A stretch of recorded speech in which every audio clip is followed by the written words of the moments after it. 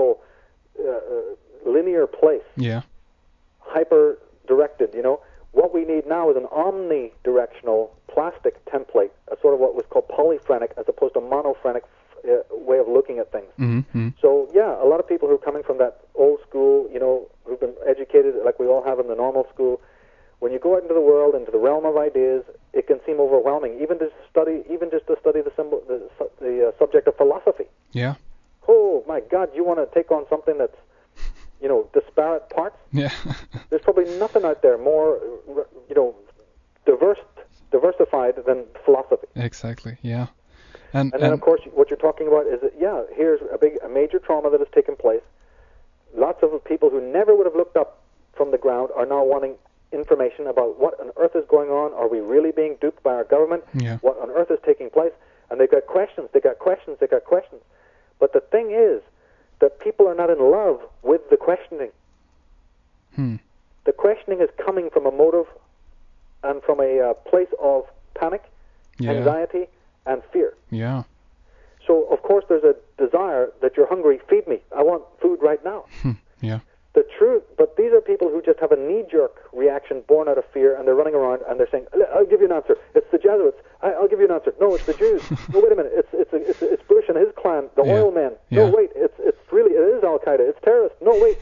Right. So it's everybody running around wanting the quick fix. Yeah. Yeah.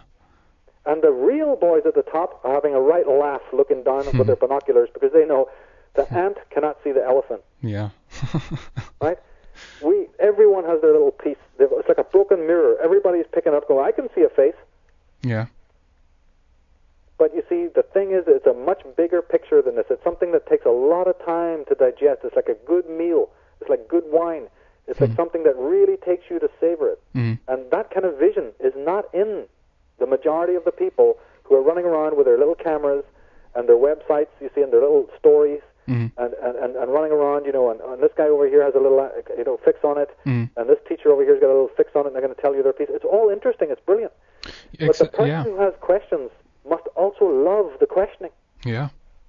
Yeah, absolutely. He must love the questioning, and he must love the process that comes to the answer. He cannot be a person who is running around frenetically, just trying to buy into something to make him feel okay on a sensual level. Yeah, yeah. I mean, I totally agree, and I think that was also one of the reasons, of course, why I posed the question in regards to that there are so many different, ideas and theories out there. Because one thing that at least I have kind of come to learn during this process of reading a lot of this stuff is that I come to appreciate the diversity of the viewpoints, because I get in contact with myself on one sense, because I have to, difficult to explain, but I can't just, read material and then believe in it. I have to kind of connect with myself and feel if this is true, and if of course also if it's cross-referenced in other works and so forth. But I think that this process is actually developing people a whole lot more if they are able to take in all of these different viewpoints, basically. Right. Well, see, the brain can be programmed by experience. So most people's thinking is of the brain. It's like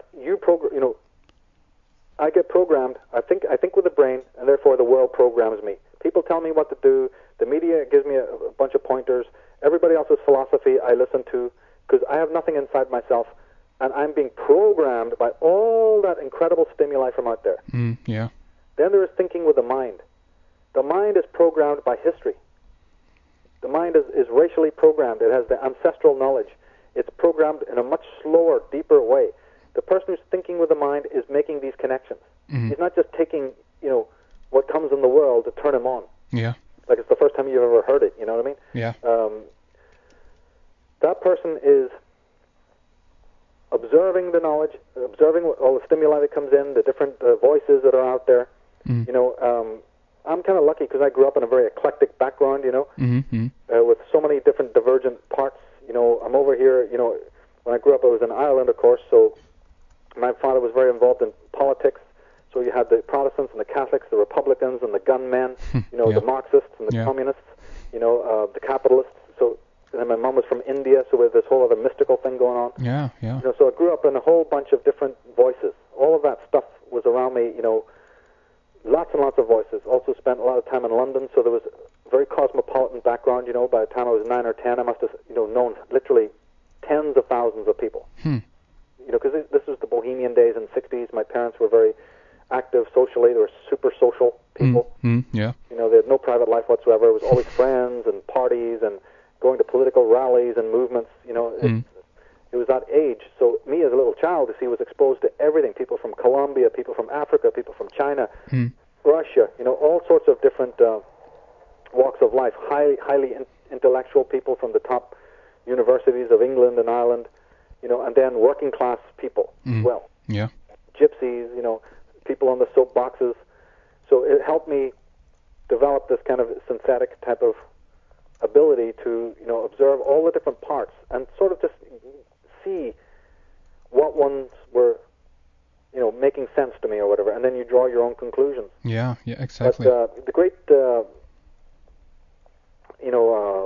activist over in America, Bo Gritz, Lieutenant James Colonel Bo Gritz, he ran for president several times in America. He's a very, very interesting man. He, in his presidential, campaigns, he always used to stand up and say, and he's the guy who exposed like the Golden Triangle, connections to the Bush dynasty and to the Reagan dynasty. He blew open a lot of incredible secrets. And of course, they dealt with him, trying to get him off, try to blacken his name and so on. Yeah. He said one thing I really agree with. He said that he always addressed this thing of diversity. And he said that in this life, you must try to get your hands and your arms around all the information that's out there about a particular subject. You must get it all together and bring it into your house, and then sit there and sift through it. Yeah. And what you do is you use your reason. You use your apparatus of reason. You put it in front of the light of reason, and you try to examine it, just like a gold prospector, will slowly sift out the sand to find out what is pristine, what is the gold, and then you have something of value. Yeah. The information is not valuable. It's only valuable when it comes in through your own filter, when you subject it to your own reason. Yeah. And then you really have something precious that can then, go on to talk to the world.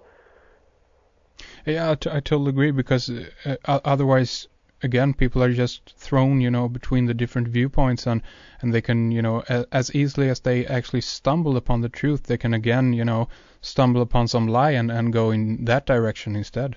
Yeah, well, Winston Churchill said that in every single human being's life, every human being will at one point or another slam right into truth. They'll hit truth and fall over it. Yeah. And he said that in every case, everyone gets up, dusts himself off, and moves on as if nothing ever happened. Yeah. That's he's amazing. got a brilliant thing. Yeah. Everybody will have the truth hit them in their life. They'll always meet somebody, or they'll read something, or they'll live in a particular time in which a great truth gets thrown up in their face, or they'll go through a personal dark night of the soul. And for some bizarre reason, people are all, sort of pretending that they're into that, and they change their life, and they've changed their ways, and they're never going to be the same again. And then 5 minutes later, they're right back to the same old narcissistic, game. Yeah. Like we were saying on one of the earlier programs about these parents who grew up in the 60s, and they're all activists and everything, and they can pull out their tie-dyes and show you their VW vans and how free and rebellious they were. And then they're feeding their kids processed meat from the Safeway and sending them to the state school. Yeah. 25 years later. Yeah. Or worse, they've got their own corporate tie on, and they're working for Big Brother. How much rebellion was in that, you see? Yeah.